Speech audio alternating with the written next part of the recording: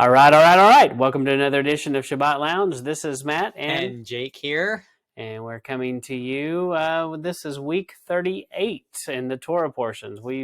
What is this one, Jake? This is, it kind of speaks for itself. The name is Korah. So obviously you know what that is. So it's Korah, of course.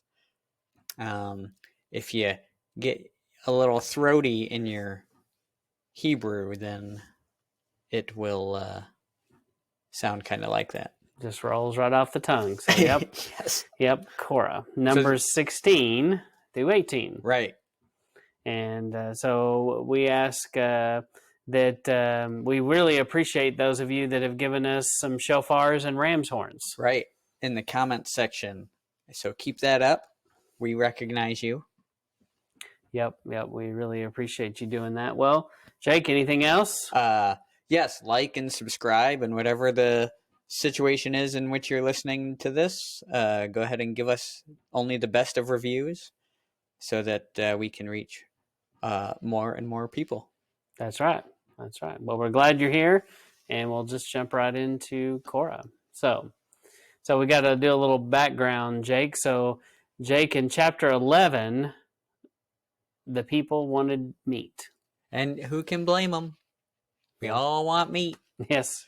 But, yeah, and then Yahweh with he does have a bit of a humorous character, and he says, oh, he wants some meat, do you? Yeah.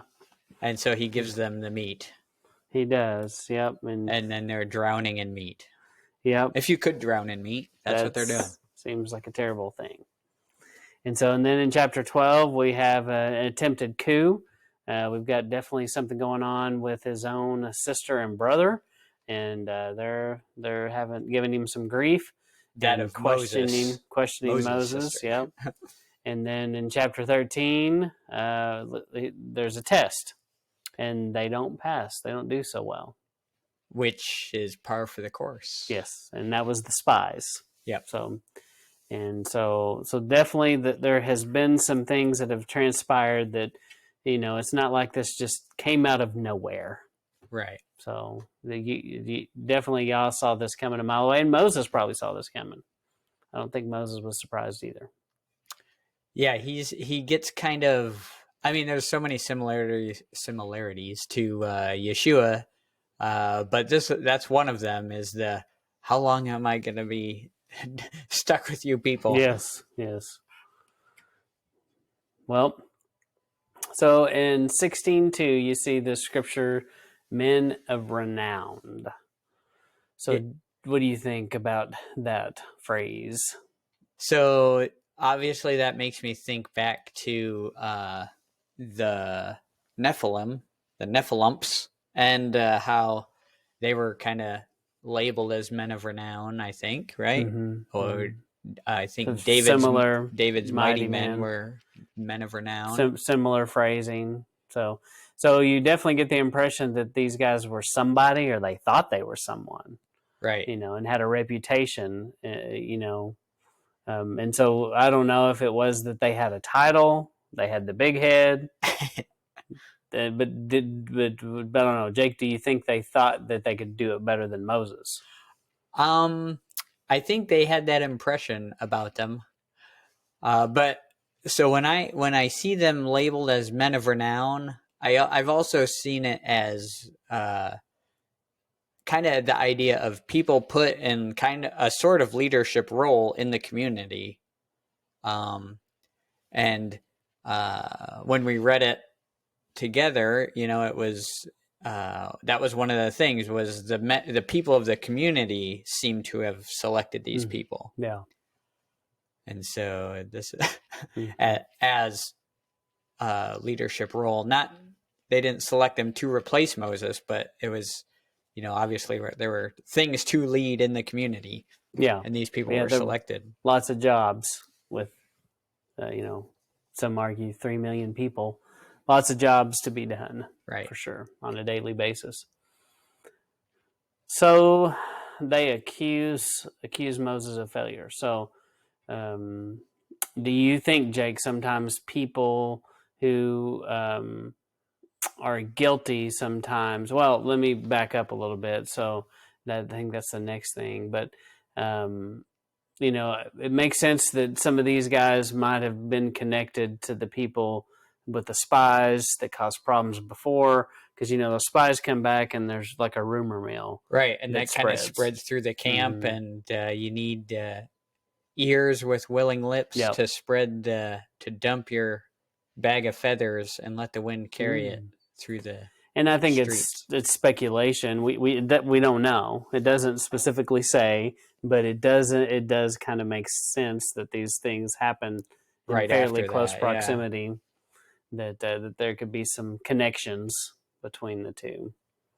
But anyway.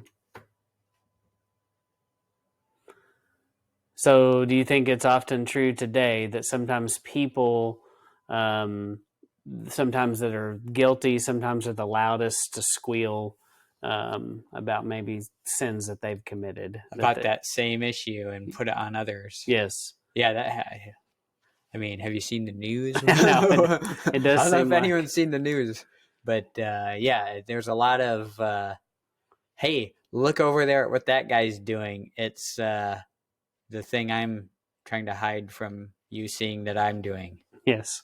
Hypocrisy, I guess. Yeah. So what's this about, Jake? So Moses kind of sees this coming. He's like, hey, this has happened several times before. And so he's yeah, forget this noise, don't put this on me.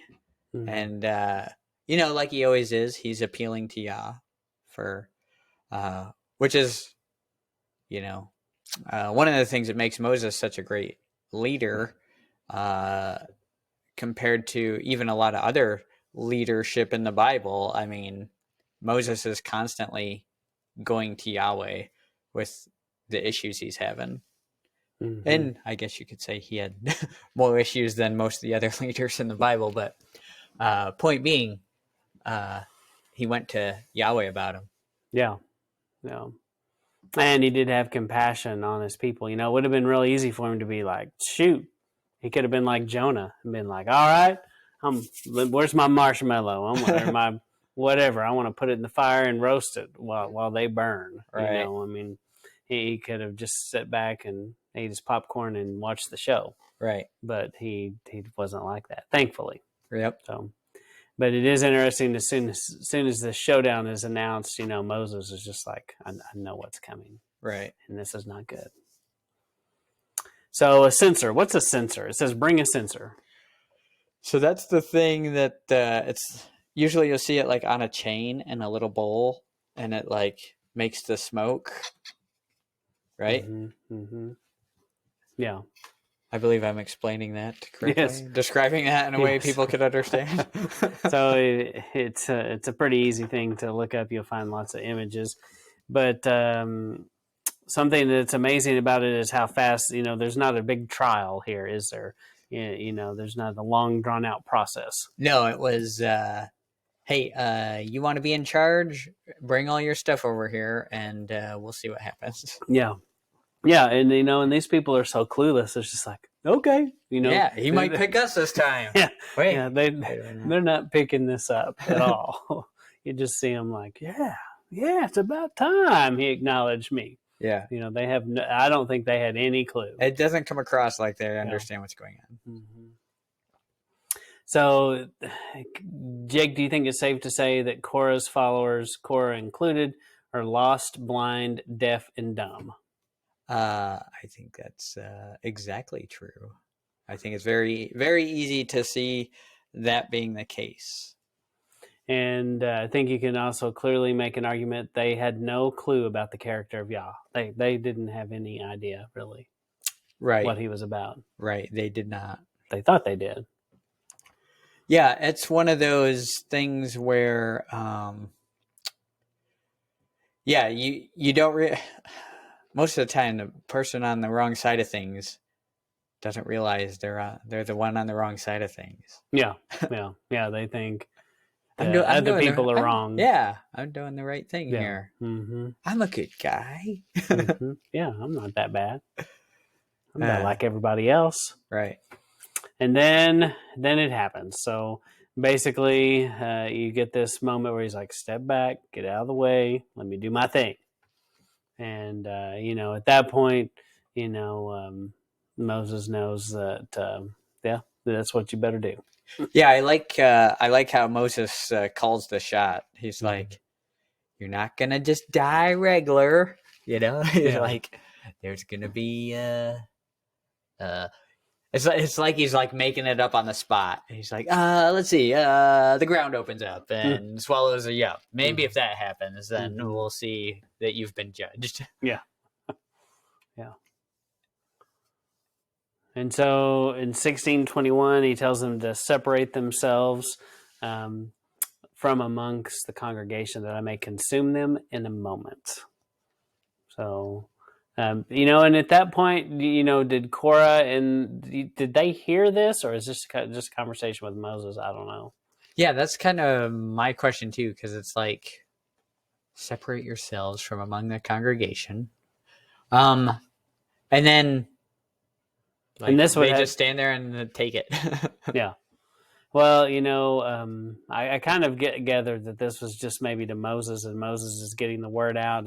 But at some point, you would think they're starting to be like, why is everybody getting away from us? Yeah, why are we like in the middle of this do we smell bad circle today? here with all of our belongings? Yeah, it wouldn't take long, and they're like, what's going on? Oh, Yah is about to reward us, I bet. Yes. Oh, we're going to be in the middle here, and the ground's maybe going to raise us up, and they'll acknowledge our amazingness. Right. So, who knows? And then it's interesting that some are died by swallowing whole. Jake, have you ever thought about the swallowing whole? Do you think that that's like being buried alive? I just picture a big hole opening up and you fall down in it. It doesn't seem good. A good way to die. No, either way is terrible. Burying alive, that's got to be the worst. Yeah, one of the worst. Yeah. Well, the other worst is consuming fire. Yeah, that seems like a bad way. Yeah. So. And it's interesting that you've got two, and I don't know what the difference is, but there was something different, and it's almost like the ones being consumed by fire. It's like they were an offering. I don't know. I don't understand that part. I don't know. If anyone out there knows, let us know. There you go. Put it in the comments. So it is interesting. And then 1638 through 40, what does he tell them to do with the censers? So he's like, hey, you people are going to need a reminder, because I know how short a memory you really have. And don't we all? Yes. Don't we see that today? What short memories we have. Well, very much so. And so he makes this reminder, put it on the altar, and now every time you go up there and make your offerings, think about this. Yeah, it's a pretty good reminder. And so after this, the earth opened up. There's fire that consumed people falling from heaven, and they still seem to be looking around. There are still people, after watching all this, that are still going, hey, I think the wrong guy died. We still got Moses. I thought we were getting Korah. They're not picking up on this, and they're still they missed the boat saying some things that they shouldn't say. And so it's kind of like this is where following your heart gets you sometimes. Yeah, and it ties back into we were on the right side of this thing, and doing what's right in your own eyes. Yeah. And I think that's what you see a lot of here, is people just justified everything. So do you think there's still a big part?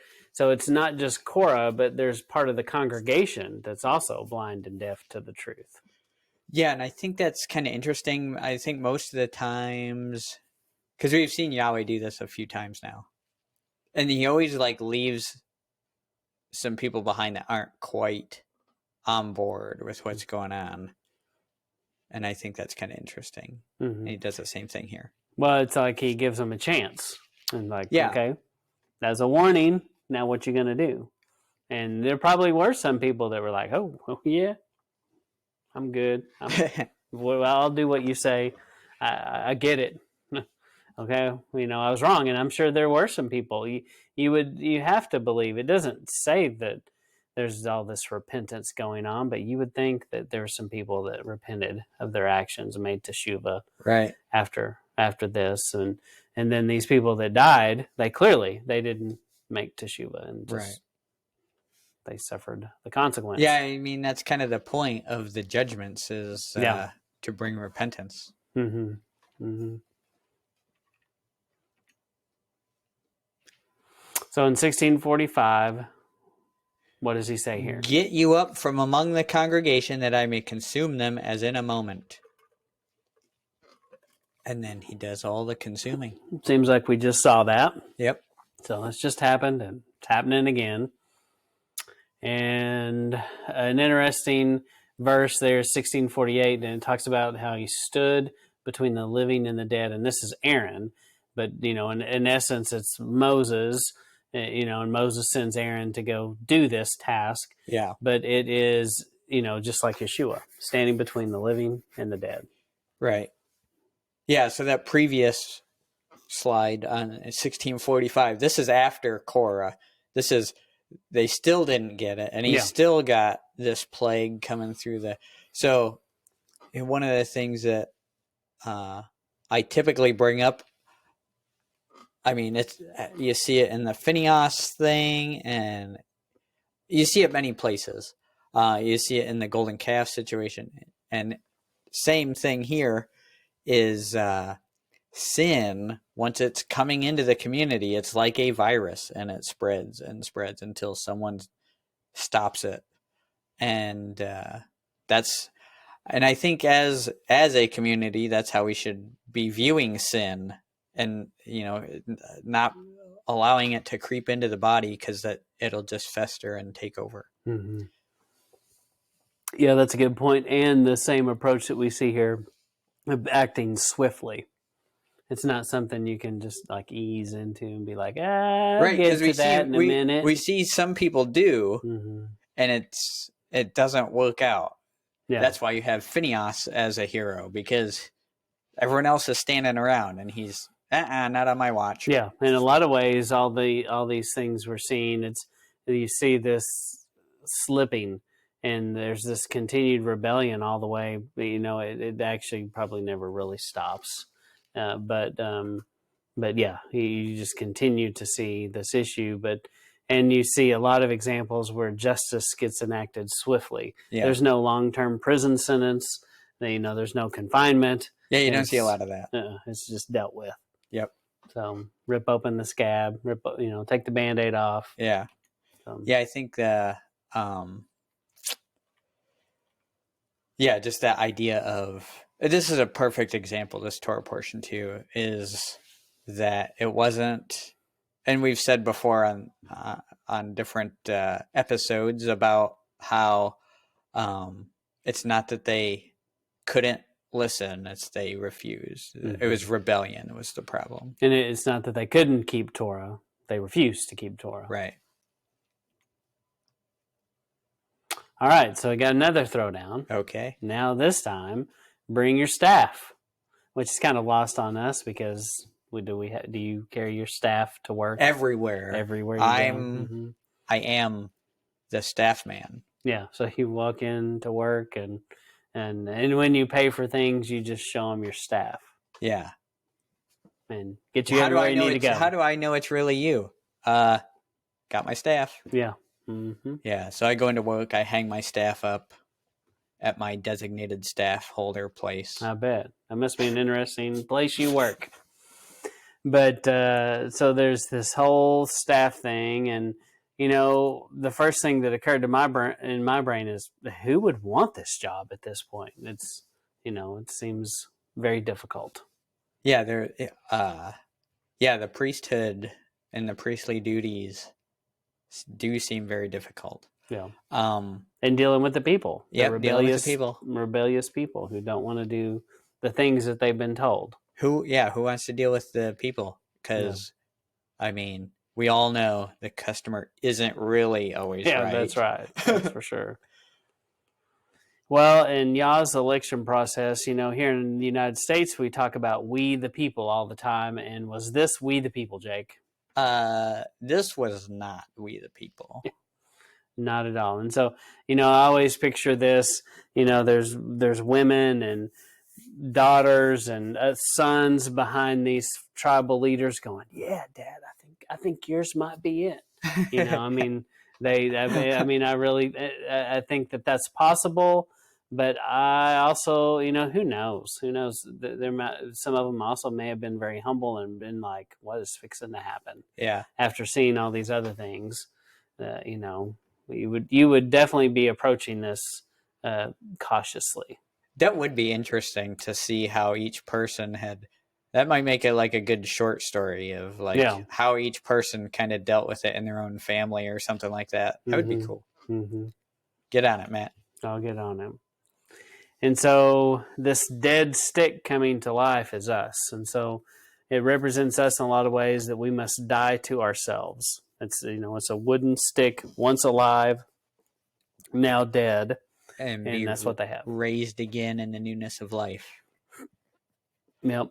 I think so. What I think is, I always think of, I don't know, maybe I give Yah more of a sense of humor than he really has. I don't know. Maybe I just have a funny sense of humor, but by funny, I mean odd. I'm the humblest man you'll ever know, Matt. Oh, wow. Oh, wait, that was Moses who wrote that. But, no, I think this whole process is real funny to me because I just picture, so he's like, Aaron and Moses, you're in charge. And then they're like, well, are you sure that's how you want it to be? And he goes, okay, everyone put your name in a hat, bring the hat over to me, and I'll pick a leader. And then they bring the hat over to Yahweh, they shake it around, and they hold it out, and he doesn't even reach in. He just goes, yep, Aaron. Yeah. Like, oh, you got us. Yeah. Yeah, no, I do think he does have a sense of humor. That's where we get ours, for sure. So, no coincidence. Well, Jake, tell us about the almond. What should people do? What should people do? Search the almonds. And then also go and on our Sabbath Lounge page and in our historical documents and find where we talk about the almonds, because there's a lot of things that have to do with almonds. This situation where Aaron's staff buds and produces almonds in a very short amount of time.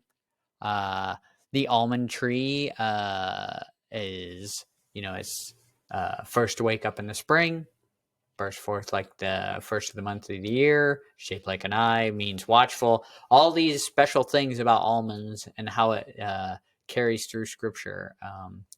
And you'll be able to find that if you go to that teaching on the almonds. That's right. And, the priests were supposed to be the guardians of the Torah. And I don't want to call it a teaching, but you know what I mean. Yeah. I don't know what else to call it. Yeah. That video thing. So if you click on that and go there, you can watch this on YouTube. And if you just Google Sabbath Lounge almonds, you'll probably find it. Yeah. And so I believe it was a 2-part material. And we looked at some interesting stuff where we talked about the rod and the root of Jesse, and even saw some connections to David and Goliath, and back to Adam, and where Moses gets the staff, and tied all that together. Yep.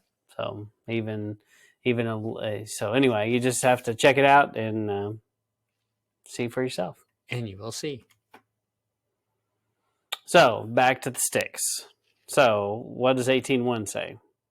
And Yahweh said unto Aaron, thou and thy sons and thy father's house with you shall bear the iniquity of the sanctuary, and you and your sons with you shall bear the iniquity on your priesthood. So when you read that about bearing the iniquity, does this sound pleasant? It doesn't sound that pleasant. It doesn't. It's like, yay, we won. And then you hear, and you're like, oh, we won. Yeah. It doesn't make you excited to do the job. It doesn't seem like it would anyway. Yeah. Yeah, it is interesting. So, But yeah, it's it's an important job, very and important. it's a serious job, Yeah. and you couldn't be goofing about with it. You had to take it seriously, Yep. and only a man's man could do it. Yeah. And we didn't really talk about it, but you know the so when they bring the sticks, there's one stick, and if you don't know the story, you need to go read it. The one stick that is chosen, uh, bears fruit and makes almonds, just instantly. Yep. And they're like, oh, Yep. and then they stick it in the box. Exactly. So it is a remembrance. And so also after this, it clearly reinstates these guys. You're in charge of tabernacle. And what were you saying earlier about Korah? This might have been one of his problems. What Oh they yeah, were yeah. arguing Because about. this is kind of, it's funny because we were talking about it and we're like, oh, why is it? He's talking about what they're in charge of here, and it's all these furnishings and stuff.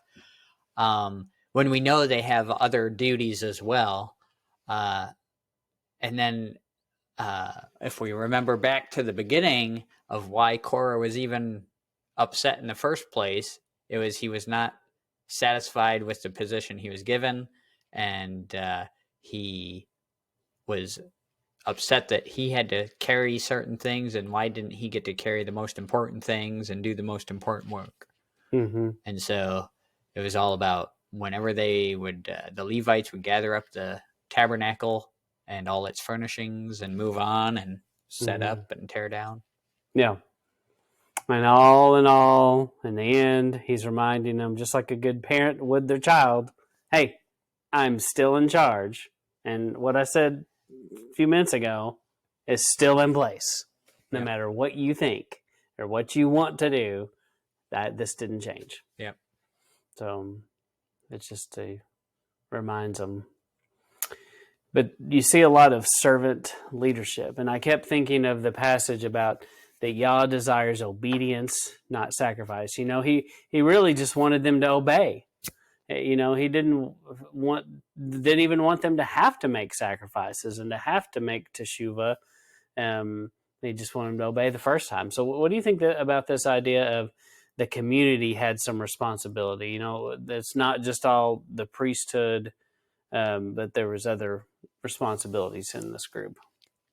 Well, there's obviously people had a personal responsibility. I mean, you had to, because just the way the Torah is written, it's written to the regular people.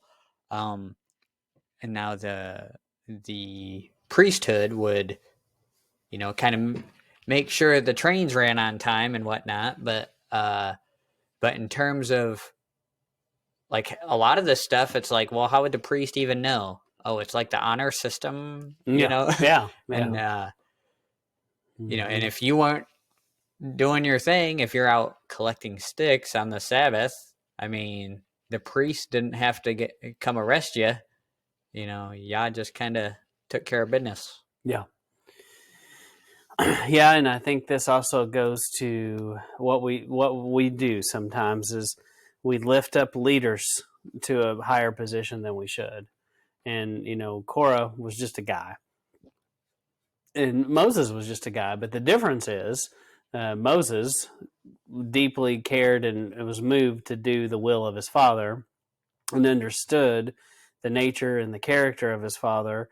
And Korah was moved to do what Korah wanted to do and what made him happy and what his heart wanted to do instead of maybe the right thing. And so I think there is a responsibility on everyone to do to be obedience and to walk humbly and to live out these things, and not depend on some leader up high to tell you what you can and can't do. I don't think that's his model. His model is he wants everybody to be working on this and not just, it's definitely not what we saw later with the church model where you have the people up at the top and then everyone else down below. Yeah. I don't think that was how this was. And I think sometimes we read this with that kind of filter sometimes, and you know, his desire was for all of his people to be obedient. Right. And that's Korah. It's definitely a very memorable passage, one that is worth a lot of study, and one that we definitely don't want to be like Korah. Right. So yeah, that's week 38, Korah, numbers 16 through 18. Well, we appreciate you stopping by and listening to Sabbath Lounge. Please subscribe. Please like our channel.